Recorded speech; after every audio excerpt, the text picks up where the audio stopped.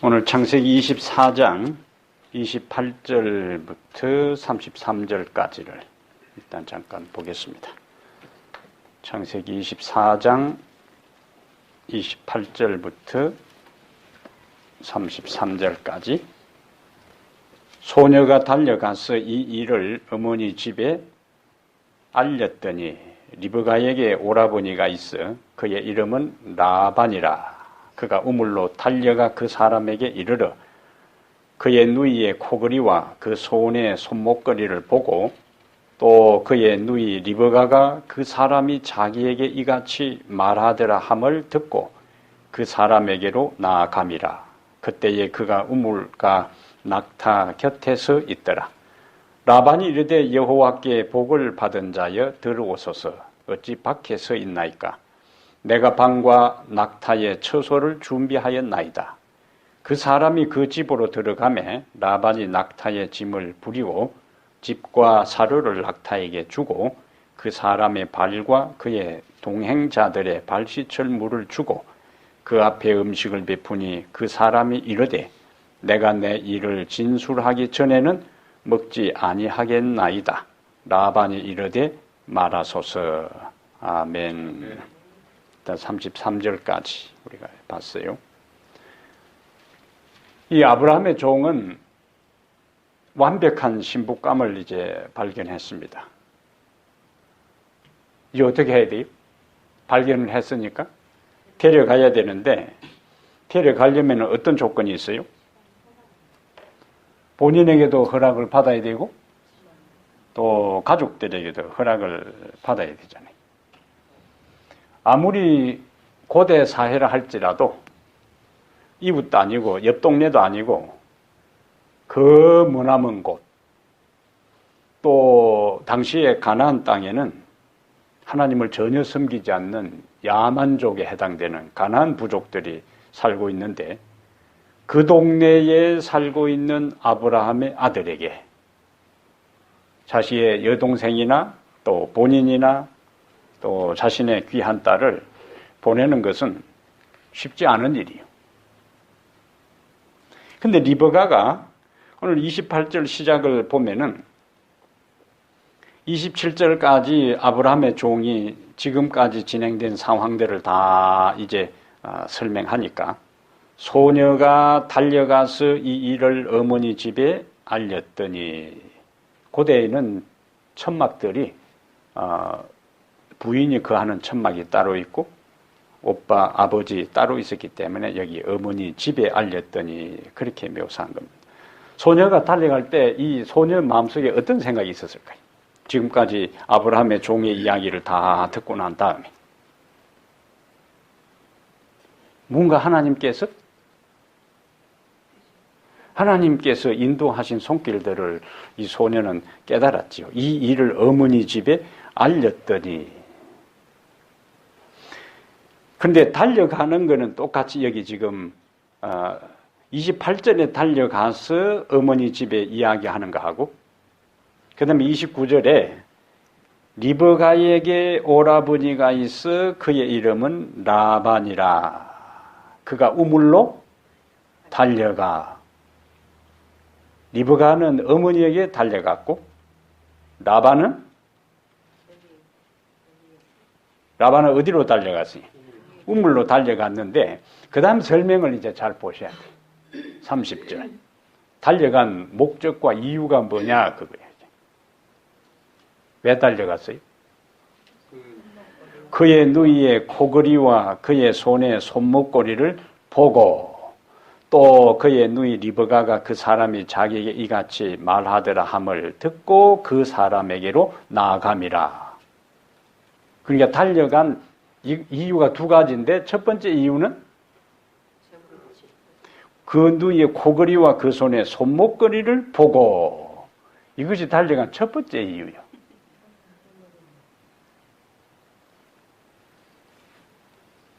이 정도 금거리를, 금목걸이, 금코걸이를 줄 정도면은 그 아들은 자기 여동생을 데리고 가려고 하는 그 집에는 굉장히 부자인 것을 이제 알게 된 거예요. 그러면서 이제 30절, 그러니까 29절하고 30절, 31절 그 분위기를 잘 이제 읽어내야 돼요. 달려간 첫 번째 목적은 코걸이와 그 손의 손목걸이를 보고, 그 다음에 이제 그 아브라함의 종이 설명한 그 모든 상황을 듣고 쫓아나갔다 그랬는데, 이제 31절에 가서 이제 어떻게 하냐 그거예요. 31절, 라반이 이르되 여호와께 복을 받은 자여 들어오소서. 그 다음에 어찌 밖에 서 있나이까? 내가 방과 낙타의 처소를 준비하였나이다.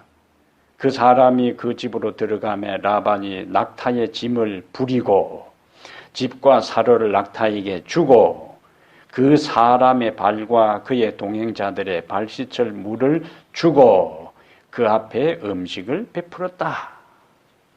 그럼 연결되는 분위기는 어떤 분위기? 라반의 지금 극진히 대접하는 그 동기가 순수하지를 않습니다.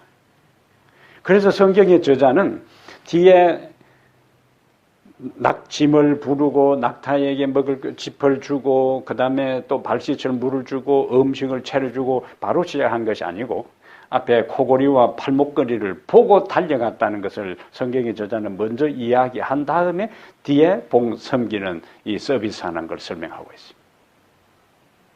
이 봉사와 섬김, 대접이 순수하지 않다는 거예요. 그런데 앞에 리브가가 아브라함의 종과 그 다음에 아브라함이 몰고 온 낙타에게 할 때는 그때는 순수하게 한 거예요.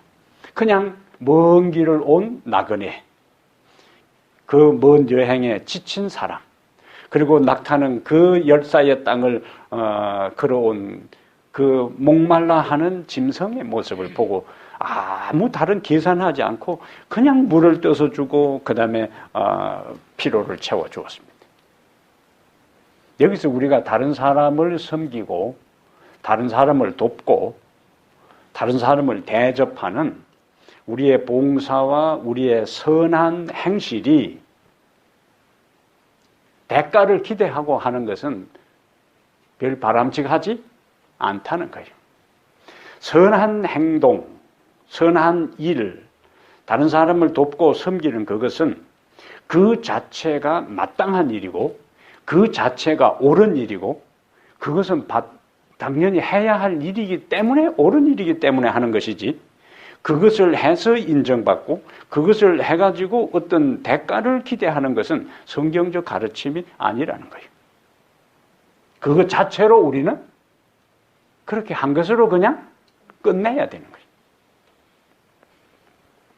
라반은 여기에 등장하는 라반의 이 모습이 나중에 그의 조카 야곱이 참 힘든 가운데 자기 집에 살지도 못하고 어쩌면 외갓집에 뭐요? 예? 얹혀서 도피하는 그 약점을 이용해서 그것만큼 야비한 거 없습니다. 다른 사람의 약점을 이용해서 자기의 이익을 챙기는 사람만큼 야비한 사람 없어요. 야곱은 바로 그 전형적인 사람이에요.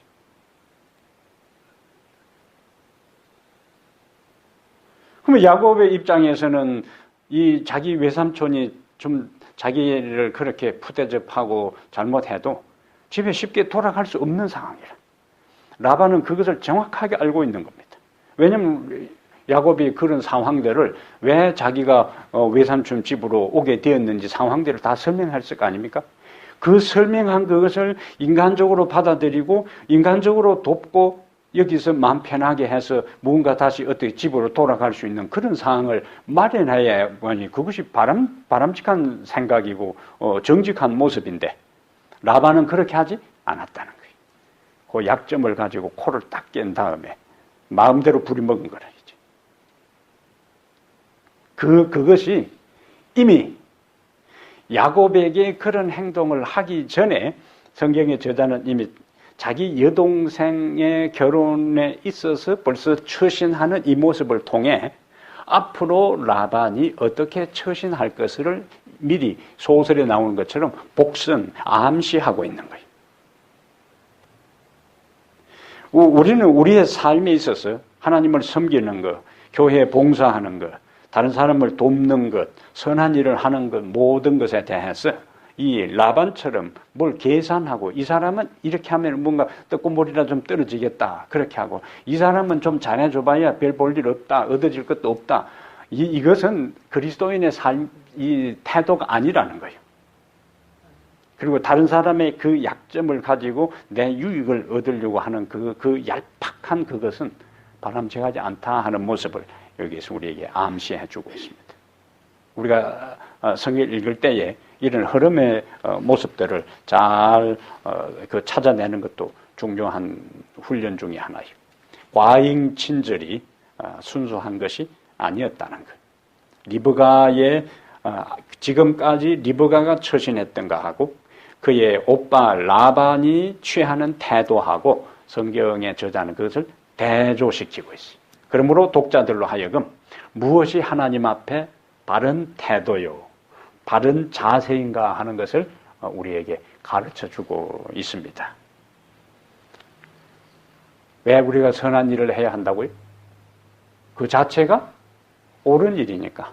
하나님께서 그렇게 하도록 했고, 하나님은 선하신 하나님이, 이 세상을 창조하시고 난 다음에 하나님께서 모든 것이 선하고 아름답게 보시기에 좋게 창조하신 그 하나님이 우리의 삶에 있어서 선을 베푸는 것 자체가 아름답고 그것이 가치 있고 그것이 하나님의 백성에게 있어서 당연한 일이기 때문에 선을 베풀고 하나님을 섬기고 교회를 섬기고 봉사하는 거예요.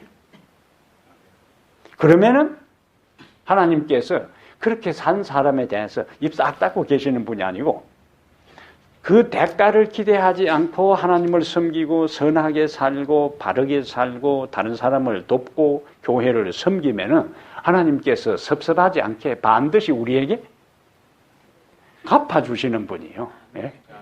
우리는 하나님께서 그렇게 해주시든 안 해주시든 기대하지 않고 열심히 그 자체에 초점을 맞추고 하면은 하나님께서는 우리가 상상할 수도 없을 정도로 기대한 것 이상으로 흔들어 넘치도록 후이되어 누르고 흔들어 넘치도록 안겨주시는 분이 우리 하나님이시라는 거예요. 왜냐하면 우리 하나님은 풍성하신 하나님이에요. 풍성하신 하나님. 그 다음에 33절에 그 앞에 음식을 베푸니 그 사람이 이르되 내가 내 일을 진술하기 전에는 먹지 아니하겠나이다. 라반이 이르되 말하소서. 식사도 다 준비되었어요. 근데 종은 자신의 임무를 진술하기 전에는 식사를 하지 않겠다고 이야기해요. 앞에 이야기는 그 먼 거리를 여행해 오면서 우물가에서 겨우 물 얻어먹은 마신 그거밖에 없습니다. 이제 자기의 사명을 이야기합니다. 34절에 그가 이르되 나는 아브라함의 종이니이다. 자신의 신분을 정확하게 밝혀요. 자신의 신분을 정확하게 밝히고 35절에 여호와께서 나의 주인에게 크게 복을 주시어. 이것은 31절에 대한 반응입니다. 라반이 이르되 여호와께 복을 받은 자여 한 것에 대해 자신은 자기 주인에게 영광을 돌립니다. 여호와께서 나의 주인에게 크게 복을 주시어 창성하게 하시되 소와 양과 은금과 종들과 낙타와 나귀를 그에게 주셨고, 그리고 이제 자부를 구하려고 하는 것에 대해 36절에서 설명을 해요. 37절에 나의 주인이 나에게 맹세하게 하여 이르되 너는 내 아들을 위하여 내가 사는 땅 가나안 족속의 딸들 중에서 아내를 택하지 말고 내 아버지의 집 내 족속에게로 가서 내 아들을 위하여 아내를 택하라 하시기로. 그러면서 하나님께서 어떻게 하셨는가 하는 걸 40절에 주인이 내게 이르되 내가 섬기는 여호와께서 그의 사자를 너와 함께 보내어 내게 평탄한 길을 주시리니 너는 내 족속 중에 내 아버지 집에서 내 아들을 위하여 아내를 택할 것이니라. 그러면서 그 다음에 이제 자기가 경험했던 이야기들을 다시 한번 자세하게 이제 설명을 해요. 어디까지 하냐면은 48절까지 앞에서 자신이 경험했던 것들을 다 설명을 이제 합니다. 그러면 그 과정에서 그가 강조하는 것이 뭐냐면은 하나님께서 이 모든 것들을 인도하셨다. 이것은 우연히 된 일이 아니라는 이야기. 우리 주인이 나로 하여금 내가 갈 때 여호와께서 천사를 먼저 앞서 보내서 순적히 인도할 것일 거다. 그 말을 믿고 나는 기도하고 출발했고, 그리고 우물가에서 내 주인의 하나님 섬기는 하나님께 내가 기도했는데, 기도가 마치자마자 리브가가 왔고 모든 조건이 내가 기도한 그대로였다. 그러니까 이것은 하나님께서 리브가를 우리 주인의 아들에게 연결해 준 하나님의 섭니다 하는 것을 그가 자세히 48절까지 설명한 다음에 이제 49절에 그것을 다 설명해 놓고 49절에 이제 당신들이 인자함과 진실함으로 내 주인을 대접하려거든 내게 알게 해주시고 그렇지 아니할지라도 내게 알게 해주셔서 내가 우로든지 좌로든지 행하게 하소서. 그냥 한마디로 뭡니까? 가부간에 응답을 해 주십시오. 동의를 이제 구하는 겁니다. 르우벤과 라반과 브두엘은 여기 이제 50절에 라반과 브두엘이 대답하여 이르되 지금까지 이야기를 딱 들어보니까 뭐예요? 이 일이 여호와께로 말미암았으니 우리는 가부를 말할 수 없노라. 거절할 수 없다는 거예요. 리브가가 당신 앞에 있으니 데리고 가서 여호와의 명령대로 그를 당신의 주인의 아들의 아내가 되게 하라. 이제 52절 반응이 이제 중요한 거예요. 아브라함의 종이 그들의 말을 듣고 땅에 엎드려 여호와께 절하고. 그럼 여기 이제 흐름을 한번 보겠어요.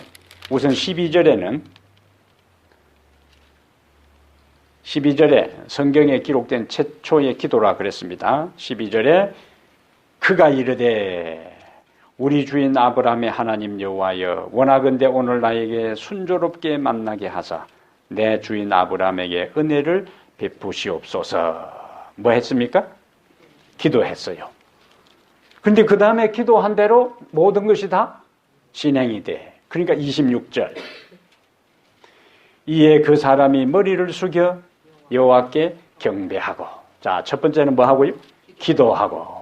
그 다음에 기도한 대로 상황이 진행되니까 그 모든 것에 대해 하나님께 경배, 감사하고.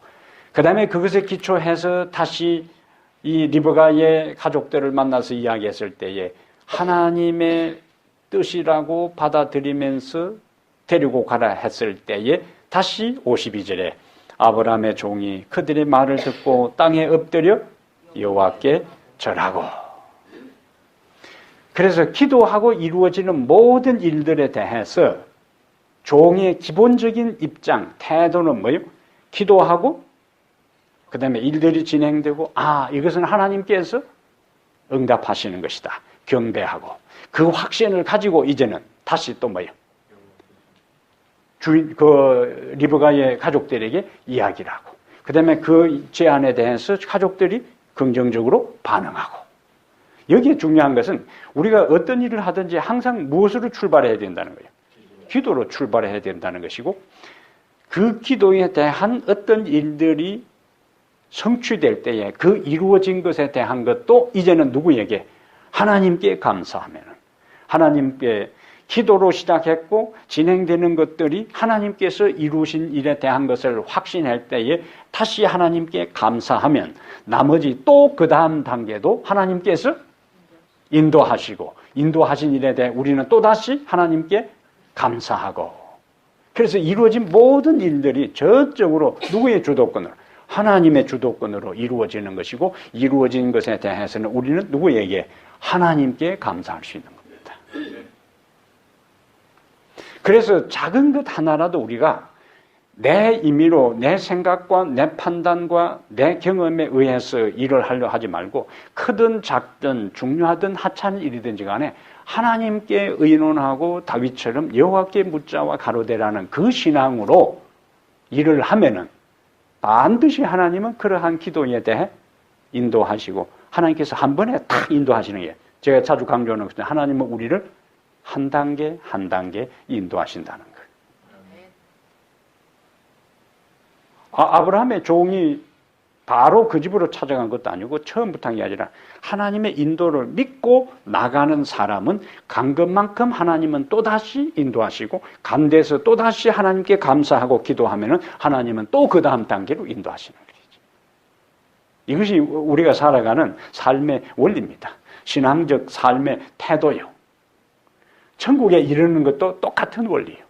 오늘 여기에서 내가 하나님께 기도하고 기도한 다음에 나가고 나간 것에 대해서 감사하고 또다시 그곳에서 기도하고 그러다가 보면은 우리가 어디까지 오게 되는가? 하늘까지 오게 되는 거예요. 그렇게 하지 아니한 사람들은 그곳에 이를 수가 없습니다. 왜냐하면 기도하고 하나님의 주권을 받아들이면 하나님께서 그 믿음에 갚아줘 보상해서 그 다음 단계로 하나님은 우리를 한 번에 인도하시는 것이 아니라 한 걸음 한 걸음 인도하신다는 것. 그리고 한 걸음 한 걸음이 우리가 주의 뜻을 따라 주께서 명한 그 법도와 그 길을 따라 걸어가는 것이 뭐냐? 기도할 때에 이것이 주의 길인지 주의 길이 아닌지를 분별하게 되고 기도할 때에 하나님의 성령께서 우리에게 이것이 정론이 너희는 이 길로 행하라고 알려주시는 것이고 그 길로 가니까 하나님께서 하늘과 연결된 길을 가게 된다는 이야기죠. 원리가 분명하잖아요. 아브라함의 종의 삶의 모습도 똑같습니다. 이것이 바로 우리의 신앙의 삶에 있어서도 반드시 경험되고 축복을 받는 그 원리라 하는 거예요. 신앙의 축복의 사이클입니다. 그래서 리브가는 이러한 모든 것에 대한 것들을 그래서 믿음으로 나가는 사람에게는 하나님께서 믿음의 사람을 연결시켜 주는 거예요. 아브라함의 믿음의 종이 믿음으로 반응하고 종이 믿음으로 이야기했을 때에 라반과 버두엘이 반응하고 그 다음에 그러한 사람들의 믿음에 대해 58절에 리브가를 불러 그에게 이르되 네가 이 사람과 함께 가려느냐 그가 대답하되 가겠나이다. 이건 쉬운 게 아니에요. 한 번도 가보지도 않고 그 남자가 곰본지 째본지 문제가 있는 사람인지 성격이 어떤지 전혀 모르잖아요. 그러나 이 리브가에게 있어서 가겠나이다라는 이 결단, 이 결정에 있어서는 진행되는 모든 상황이 바로 하나님의 섭리 속에 된다는 영적 분별력이 있었다는 거예요. 영적 분별력이. 그게 핵심이라. 다른 모든 것보다. 그러면 중요한 거는 평소에 믿음의 영적 분별력이 없이 판판 그냥 자기 생각대로 산 사람에게 어떤 경우에는 이건 하나님 뜻이나 분별이 생기는가 몰라요. 더 깜깜해. 더 헷갈려요. 그럼 리브가가 이때에 가겠나이다라는 결단을 내릴 수 있는 그것은 이미 종들과 그 짐승들에게도 관심을 가지고 그 피로를 채워주는 그 자체가 그 심성이 그 마음이 이미 하나님과 관계 속에 살아왔기 때문에 그 연장선에서 짐승에게도 물을 먹이고 사람에게도 목마른 사람에게 물을 먹이고 그 다음에 이야기를 쭉 들어보니까 이것은 하나님께서 간섭하시는 일이구나 결단하는 거예요. 모든 우리의 결정, 우리의 결심, 우리의 행동의 그 기본, 그 터전, 그 밑뿌리는 진행되는 상황이 하나님의 섭리 속에서 이루어진다는 것에 대한 영적 확신에 기초해서 출발하는 거예요. 그런데 어떤 경우에는 두 길이 있는데 이것도 하나님의 뜻 같고 저것도 하나님의 뜻 같고 할 경우가 있어요. 그냥 하나님께서 그냥 음성으로 A 길이다, B 길이다 하고 막 탁 알려주면 될 텐데 이것도 같고 저것도 같고 참 애매할 때가 있습니다. 그때는 어떻게 해야 될까요? 기도를 많이 해도 판이 안 날 때가 있어. 이래야 될까 저래야 될까. 기도를 많이 할 경우에는 한쪽으로 생각이 좁혀집니다. 그런데 어떤 경우에는 기도를 해도 A와 B와 비슷비슷한 경우가 있을 때는 그냥 한 길을 선택하는 거예요. 그러면 A와 B 길 중에서 하나님은 B 길로 가기를 원했는데 나는 기도하고 난 다음에 A 길을 선택했다. 그럼 꽝으로 끝나는가? 아니요. 내가 참으로 기도하고 이 길이 하나님의 뜻이라고 생각하고 선택한 것에 대해서는 하나님께서 절대로 그 사람이 손해되게 하지 않고 둘러서 다시 한 과정을 거친 다음에 하나님께서 바른 길을 가도록 간섭하시고 깨우쳐 주시고 사람을 보내시든지 어떤 일을 가지고 막아서 깨우치든지 그렇게 하시는 거예요. 그러니까 두 길이 애매할 때도 우리는 너무 고민할 것 없어요. 한 길을 그냥 선택해요. 좁혀지면 좁혀진 대로, 좁혀지지 않으면 한 길을 선택하라. 무엇에 기초해서? 애매하지만 그러나 이것을 내가 선택하는 것은 내가 이걸 통해서 더 많은 이익을 얻고 더 어떤 것이 아니라 이 길이 하나님의 뜻이라고 제가 생각하고 이 길을 가겠습니다. 이렇게 하겠습니다라고 할 때에 하나님은 그 사람의 동기를 보시고 그것이 하나님의 뜻이 아닌 길이라면 다른 길로 반드시 바꾸어 주신다는 것. 하나님을 향한 기본 마음이 중요한 거예요. 하나님을 향한 동기. 예? 어떤 경우에도 하나님의 뜻을 따라 살겠다. 어떤 경우에도 하나님의 영광을 드러내는 삶을 살겠다. 어떤 경우에도 주께서 원하는 그 길을 가겠다는 그 마음을 갖고 사는 사람에게는 반드시 하나님은 길을 인도하신다. 그런 마음도 갑자기 생기는 게 아니고 작은 것에 대해서 평소에 하나하나 하나님의 뜻을 헤아리고 하나님께 묻고 그 다음에 결단하고 그러면 그것이 쌓여요. 신앙의 내공이 쌓인다 그거예요.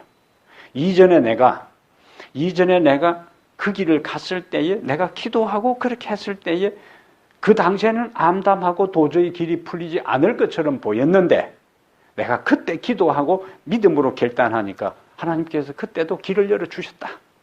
그것이 한번 경험했어요. 그러면 유사한 상황이 내 앞에 닥쳐. 그러면 어떤 생각을 우리가 할 수 있어요?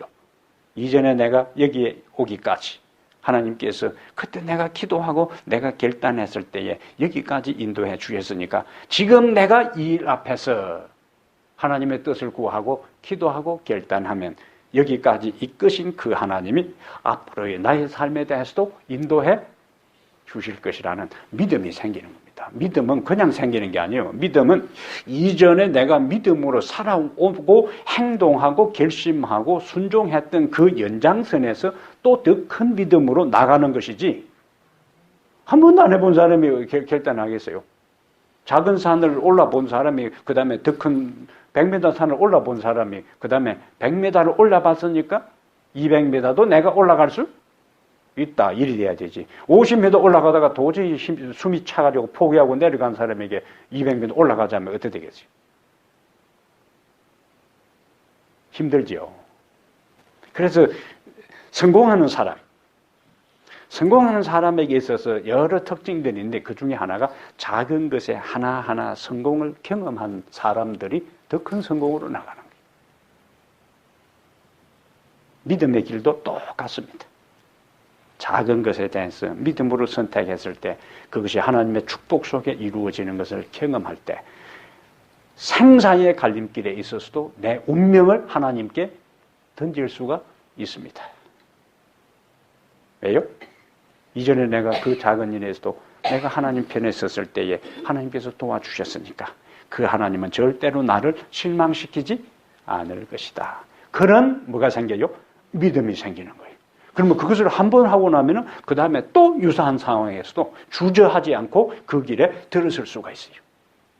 여기 리브가가 가겠나이다 한 것이 이때에 그냥 리브가에게 적극적으로 갑자기 그때 믿음이 팍 생겨서가 아니라 이미 리브가는 그런 삶을 살아왔어요. 그러나 결혼이라는 중차대한 이 일에 있어서도 한 번도 만나보지 아니하는 남편감, 한 번도 가보지 아니한 지역, 한 번도 살아보지 않은 그 지역으로 간다 하는 미지의 세계를 향하여 떠난다는 이것은 지금까지 그 마을에 부모님과 함께 살아오면서 믿음의 길을 하나하나 선택하고 순종했던 그 연장선에서 나타난 현상이라는 거예요. 그래서 평소신앙이 중요합니다. 평소신앙. 천국은 평소신앙으로 가요. 갑자기 믿음 안 생깁니다. 절대로. 그 다음에 갑자기 안 변해집니다. 안 바뀝니다. 우리의 삶은 조금씩. 그래서 엘렌 G. 화이트는 성화는 평생의 사업이라 그렇게 했어요. 평생의 사업이라고. 아브라함의 삶이 바로 그것을 우리에게 보여주는 거예요.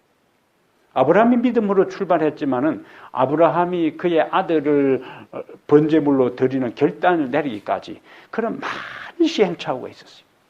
그런 과정을 통해서 그가 믿음의 정상에 설 수 있는 것처럼 우리의 인격과 우리의 본질적인 이 죄된 본성들이 변하고 성화되고 바뀌어지고 거룩해지는 것들은 점진적이라는 것. 그 점진적이라는 데 있어서는 단계 한 단계 믿음의 진보, 믿음의 걸음, 믿음의 스텝을 내딛는 사람이 결국에 믿음의 정상에 서게 되고 하나님 앞에 서게 되는 거예요. 리브가의 삶은 바로 그 연장선이었다는 거예요. 천국은 평소실력으로 간다. 항상 생각하세요. 천국은 평소실력으로 갑니다. 하루하루. 예? 오늘 나의 모습은 지금까지 여러분이 살아온 인생 총 삶의 결산이요. 예? 오늘 나의 모습은 갑자기 지금 나의 모습이 형성된 게 아니고 하루 내가 어떤 가치관과 어떤 사상과 어떤 삶의 우선순위로 살아왔느냐가 현재 나의 모습을 만들고 있는 거예요. 그러면 오늘 내가 어떻게 내가 매일매일 부딪히는 삶의 현장에서 하나님의 말씀과 연결해서 선택하고 반응하느냐 하는 것은 내일의 나의 모습을 결정하는 것이고 내일은 모레. 그래가지고 하나님의 앞에 우리가 서는 그 모습으로 서는 거예요. 지금 나의 모습은 내가 지금까지 살아온 삶의 모습의 총체요. 오늘 나의 모습은 내일 나의 모습을 결정짓는 또 하나의 기초돌이 된다는 거예요. 그러므로 매 화요일마다 한 번씩 여러분들이 교회에 나와 예배 드리는 이것은 그냥 한 화요일이 아니고 이것이 내 삶의 우선순위와 내 인생의 방향과 내 시선을 어디에 두고 가느냐에 대한 한 걸음 한 걸음 천국을 향하여 가는 디딤돌이 되는 거예요. 그것이 되지 않으면 가랑이 째지는 거라. 갑자기 팍 올라갈 수는 없는 거예요. 하나하나 징검다리를. 옛날에 우리 동네 앞에 그 냇물이 있었는데 다리가 없었어요.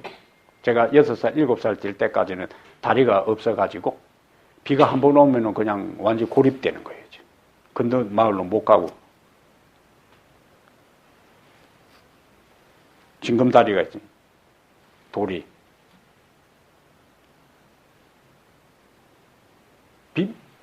비가 돌다리. 비가 와가지고 가운데 걸 휩쓸려 내려가 버리니까 원래는 중간중간 있어야 되는데 건너야 되는데 그냥 좀 작은 돌을 물이 휩쓸려 내려가 보니까 그 다음에는 건너기가 쉽지 않지요. 그래서 개구쟁이 아이들이 그래도 한다고 하다가 빠져가지고는 그 빠진 아이는 나는 아니에요. 다른 사람이지.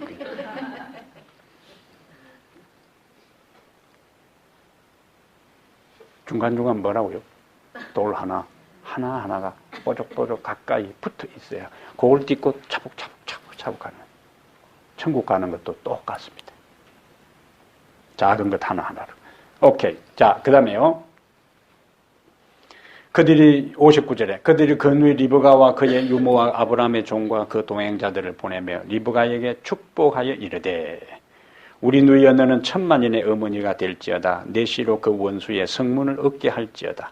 이거는 믿음으로 결단한 것에 대해 주변의 축복 속에 이제 결혼이 이루어지는 장면입니다. 61절 리브가가 일어나 그 여자 종들과 함께 낙타를 타고 그 사람을 따라가니 그 종이 리브가를 데리고 가니라. 그 다음에 이제 이삭이 등장합니다. 62절에 여기도 62절 63절도 잘 보세요. 그때에 이삭이 브엘라헤 로이에서 왔으니, 그것도 이제 성경에 나오는 이름하고 지명이 상당히 중요합니다. 브엘라헤 로이에서 왔으니 그가 네게브 지역에 거주하였습니다. 유다 지역의 남쪽 지역입니다. 이삭이 저물 때에, 자 여기 이제 이삭이 저물 때에 뭘 하고 있어요? 들에 나가 묵상하다가, 리브가가 믿음의 결단을 내리고 그의 종들과 함께 가나안 땅으로 내려올 때 이삭은 무엇을 하고 있었느냐? 기도하고 있었어요. 기도하고 있었어요. 묵상하고 있었습니다. 저물 때. 그래서 이삭은 결혼이라는 인생의 중요한 일들을 앞두고 들판에서 저물 때에 황혼 질 때에 그 들판으로 태양이 뉘엿뉘엿 넘어갈 그때에 그 아름다운 광경을 바라보면서 하나님께서 자신에게 가장 합당한 배우자를 달라고 기도하고 있었다는 거예요. 여기 중요 단어는 묵상이요, 묵상. 지난번에도 잠깐 이야기를 했지만은 다른 종교, 동방 종교에서 하는 그 명상과 성경에서 말하는 묵상, 요거는 비슷하지만은 그 내용이 완전히 달라요. 가부장 털고 이러고 앉아있다. 그거는 자기를 비운다 그래요. 근데 가끔 기독교인들이나 천주교인들이 그 참선하는 데 가가지고 해가지고는 귀신 들려오는 경우가 있습니다. 자꾸 비우다 보면은 그 빈자리에 귀신이 들어오는 거래요. 어떤 사람은요, 산기도 갔다가 성령 받으러 산기도 갔다가 귀신 들려오는 사람이 있어요. 악령이 이게 제대로 알고 그렇게 해야 되는 거죠. 성경의 묵상의 대상은 예수님입니다. 두 번째는 하나님의 말씀이요. 하나님 말씀이요. 자기를 비우는 게 아니에요. 자기를 자꾸 살피는 게 아니고 일단 예수님을 바라보고 말씀을 보면서 자신을 비교하는 거예요. 왜냐하면 기준이 없는 상태에서는 내 모습을 제대로 몰라요. 기준이 없는 상태에서는 하나님의 말씀이 기준이 되고 그 다음에 예수님이 기준이 될 때에 그 예수님과 말씀에 비추어 봐서 현재 내 모습이 어떤 상태에 있는가를 알게 되는 겁니다. 옛날 시골에 운동장에 운동회 할 때 줄 세울 때 뭐예요? 선생님 제일 앞에 있는 아이에게 기준 하면은 그냥 줄 서라 이렇게 하는 게 아니고 기준 해놓고 그 기준을 상대로 중심으로 해서 줄을 서는 거예요. 우리의 묵상은 대상인 예수님이고 그분이 하신 말씀이요. 그러면서 내 모습을 보는 거예요. 현대인들이 가장 하기 힘든 것이 뭐냐면 조용히 자신의 시간을 갖는 겁니다. 묵상하는 것이요. 주변에 온통 소음에 다 손에 뭐요? 전화기가 잠시도 안 떠나요. 다 그거 뒤다 틈만 나면 그거 뒤다 보고 있는 거예요. 틈만 나면. 그러니까 조용히 예수님과 그분이 하신 말씀을 근거로 해서 내 자신을 되돌아보고 살필 수 있는 시간이 없습니다. 그리고 그렇게 하려면 그냥 못해요. 힘들어가지고. 왜? 생각에 훈련이 안 됐기 때문에. 지금 이제 우리가 매주 한 장씩 하는 거 쉬워요? 쉬워요? 쉽지 않아요. 쉽지 않습니다. 그러나 그게 훈련이요, 훈련. 우리의 정신적 훈련이요, 영적 훈련이요. 그냥 성경을 읽어 나가는 거하고 그것을 들여다보고 생각하고 꼼꼼히 음미하는 그것은요, 우리의 중요한 지적 훈련입니다. 그걸 통해서 뭐 하는 겁니다? 내 모습을 그 말씀에 비추어봐서 내 모습을 보라는 거예요. 그리고 내 모습을 발견한 다음에 하나님 뜻 앞에 자신을 굴복시키라는 거예요. 그런 과정에 우리에게 뭐가 나타나는 거예요? 변화가 일어나는 겁니다. 변화가. 세월이 간다고 변화되고 바뀌어지는 게 아니고 성화되는 게 아니고 그 말씀을 곰곰이 생각하고 내 자신의 모습을 보면서 이것이 나에게 부족하구나. 이것이 잘못되었구나. 이렇게 해야 되겠구나. 이것을 하나님께서 원하시는구나. 그래서 자꾸 기준을 내게 하나님과 예수님의 말씀을 기준 삼아서 나를 맞추다 보면은 내가 하나님께 딱 바로 서는 자가 된다는 거예요. 그래서 쉽지 않지만은 포기하지 마시라는 거예요. 쉽지 않지만은. 그거 어렵다고 아예 시작도 안 하는 사람이 있어요. 참 답답한 일입니다. 안타까운 일이요. 그러나 그것을 힘들지만은 올 1년, 내년 반복해서 훈련할 때 세월이 지나고 난 다음에 이 훈련이 여러분이 결정적인 위기에 처하고 역사가 급박하게 돌아갈 그때 내가 말씀 한 장 한 장을 붙잡고 하나님의 뜻을 발견하기 위해서 애쓰고 수고했던 그것이 나로 하여금 이 결정적인 위기의 때에 하나님께서 서도록 훈련시켰구나 고백할 때가 올 겁니다. 예? 고백할 때가 올 거예요. 역사가 마지막 사건이 진행될 때는요, 정신없이 돌아갑니다.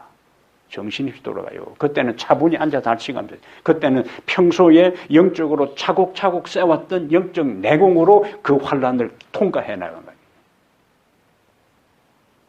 그냥 읽은 건 남지 않지만은 그걸 곰곰이 생각하고 의미를 찾고 주의 뜻을 분별하기 위해서 묵상의 훈련을 한 사람에게는 그 결정적이고 위태로운 순간에 하나님께서 그 고민했던 문제들을 하나님께서 그 본문들을 떠올리게 하고 생각나게 해서 그 혼란과 그 위기 가운데서 견딜 수 있는 놀라운 능력을 우리에게 주신다는 거예요. 예? 그래서 힘들지만은 포기하지 말고 따라오세요. 따라오세요. 그게 여러분이 사는 길이라. 사는 길이요. 이삭은 그 순간에 뭐 하고 있어요? 묵상하고 있습니다. 묵상하고 있어요. 그래서 여호와의 율법을 주야로 묵상하는 자, 시편 1편 2절에 복이 있는 자라 그랬습니다. 여호수아 1장 8절 잠깐 하나 보고 이제 결론을 보겠어요. 여호수아 1장 8절에 여호수아 1장 8절은 제가 이민 목회를 오기 위해서 기도하면서 아브라함의 생애와 이 말씀을 묵상하면서 결정한 거예요. 여호수아 1장 8절에 이 율법책을 내 입에서 떠나지 말게 하며 주야로 그것을 묵상하여 묵상 다음에는 뭐한가? 그 안에 기록된 대로 다 지켜 행하라. 행하는 거 끝나지 않아요? 그리하면 내 길이 평탄하게 될 것이며 네가 형통하리라. 이 하나님의 약속이. 잠언 3장 5절 6절에 있는 것처럼 말씀에 기록된 대로 내 길을 여호와께 맡기면은 내가 이루신다 하는 약속이 거기에 있잖아요. 자, 묵상하다가 다시 창세기 24장에 이제 마지막 부분 보겠습니다. 눈을 들어보매 낙타들이 오는지라 리브가가 눈을 들어 이삭을 바라보고 낙타에서 내려. 여기 어떤 장면? 낙타에서 내려. 뭘 우리에게 보여주는 거예요? 리브가의 겸손한 예의의 모습을 보는 거예요. 낙타에서 내려. 그 다음에 65절. 종에게 말하되 들에서 배회하다가 우리에게로 마주오는 자가 누구냐? 종이 이르되 이는 내 주인이다. 리브가가 너울을 가지고 자기의 얼굴을 가리더라. 동방 근동 지역의 풍습입니다. 종이 그 행한 일을 다 이삭에게 아뢰매.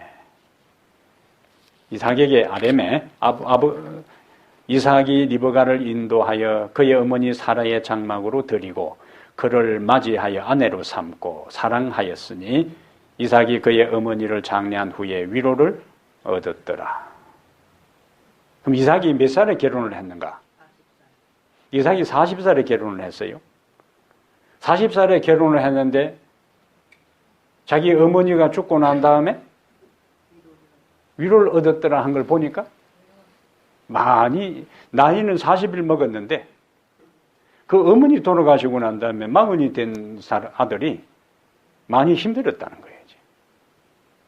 마마보이였던 거예요. 그 아버지 100살에 낳았죠? 그 엄마가 90살에 낳았잖아요. 그러니까 얼마나 뭐요? 애지중지 오냐오냐 키웠겠어요?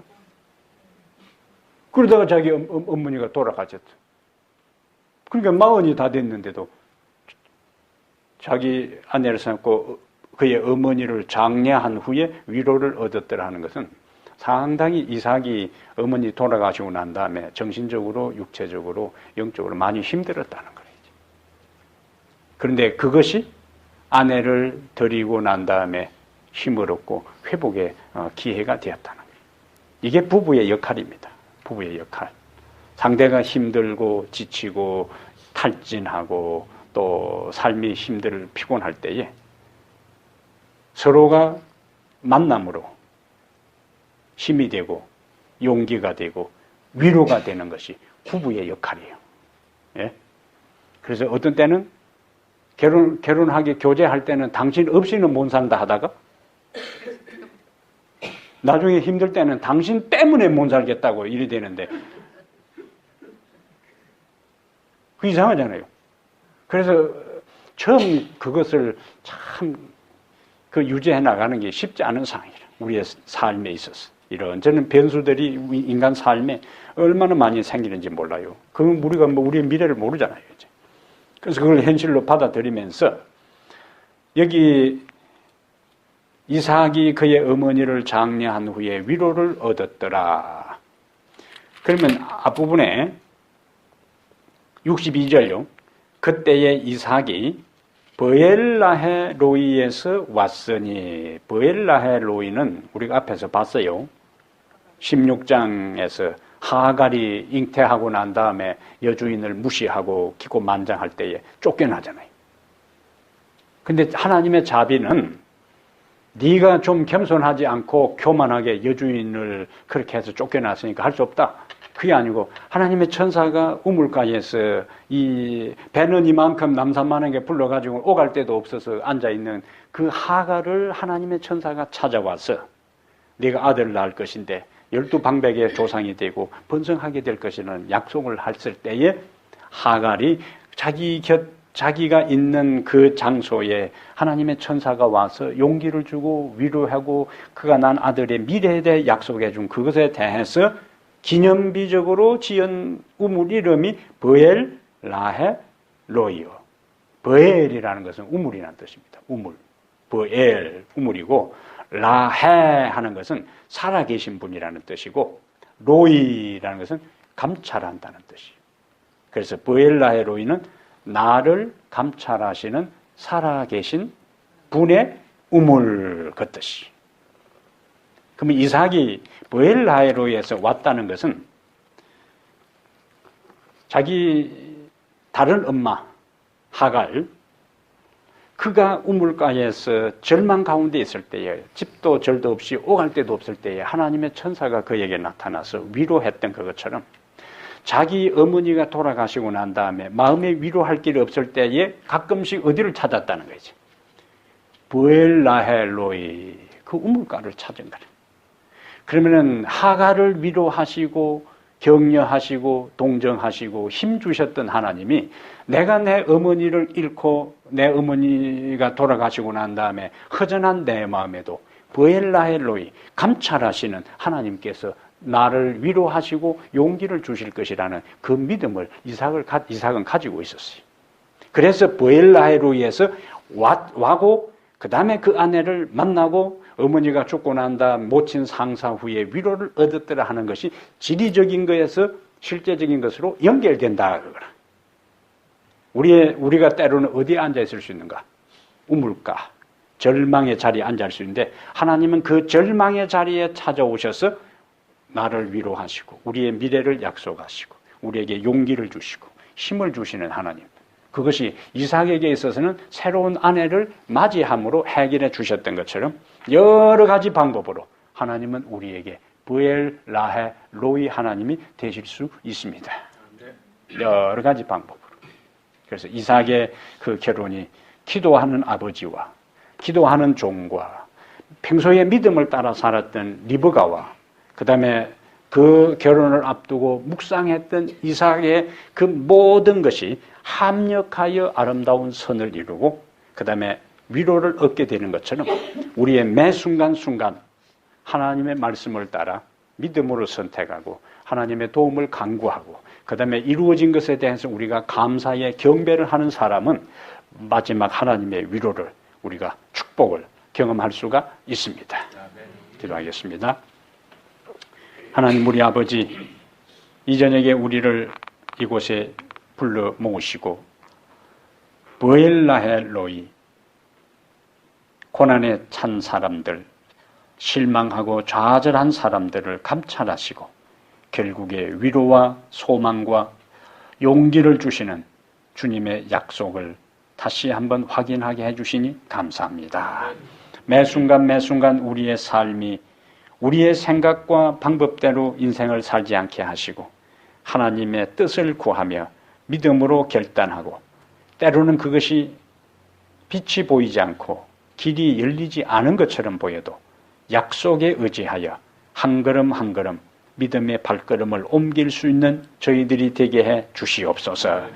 그렇게 작은 걸음 하나하나 한 스텝 한 스텝을 믿음에 따라 걸어가는 사람에게 하나님의 성령께서 우리에게 깨우쳐 주실 것이고 하나님의 말씀의 빛이 우리의 앞을 인도할 것이고 마침내 우리는 하늘에 주님 앞에 서게 될 것을 확신합니다.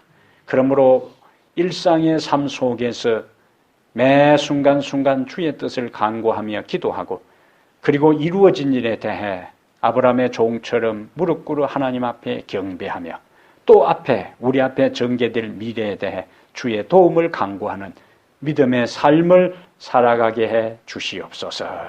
날씨가 많이 기온차가 있음으로 인해 이런저런 일로 인하여 힘들어하는 분들이 많습니다. 육신적으로, 정신적으로, 영적으로 지치고 피곤하고 고달픈 사람들에게 하나님께서 위로해 주시고 힘을 주시고 몸의 면역력을 높여주시고 건강을 회복하고 신앙의 길에 이탈함이 없이 끝까지 충성하는 성도들 다 되게 하여 주시옵소서. 우리 주 예수님 이름으로 기도합니다. 아멘.